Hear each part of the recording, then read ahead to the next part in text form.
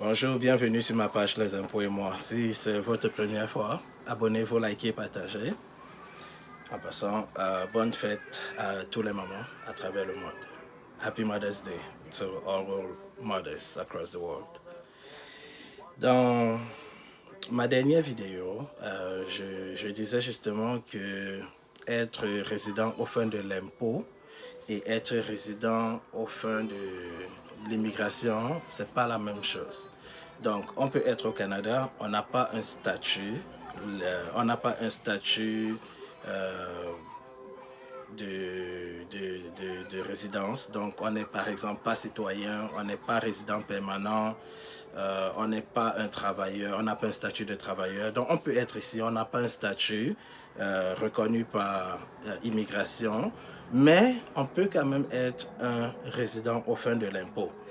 Donc, évidemment, on n'aura pas un NAS, donc un numéro d'assurance sociale, mais on peut faire une demande de NI, donc un numéro d'identification d'impôt à l'Agence du revenu du Canada, dont l'ARC. Et avec ça, on peut faire nos déclarations d'impôt. C'est un peu comme un NAS pour ceux qui n'ont pas encore le NAS. Donc, il suffit juste de faire une demande à Revenu Canada si on est dans cette situation-là. Donc, on arrive au Canada. On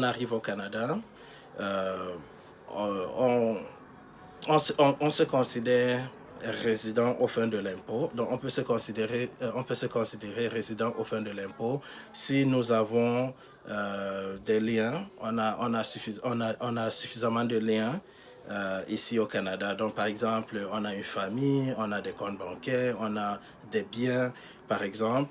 Mais si quelque part, nous sommes au Canada, mais nous ne sommes pas sûrs de notre statut de résidence au fin de l'impôt, on peut faire une demande à Revenu Canada pour qu'ils nous donnent leur opinion. Donc, il suffit tout simplement de compléter le formulaire N comme novembre, R comme Robert, 74, et l'envoyer à Revenu Canada. Et une fois qu'ils vont évaluer ce formulaire, ils vont vous donner leur opinion sur votre statut de résidence.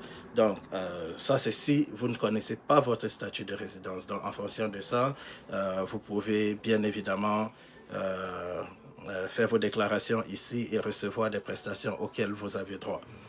Dans la dernière vidéo, après la dernière vidéo, certaines personnes m'ont demandé « Mais pourquoi est-ce que tu crées cette page d'impôt maintenant ?» Je leur ai dit « Ben, il n'est pas tard. Il y a ce qu'on appelle les redressements. Et on a jusqu'au 15 juin pour les travailleurs indépendants. »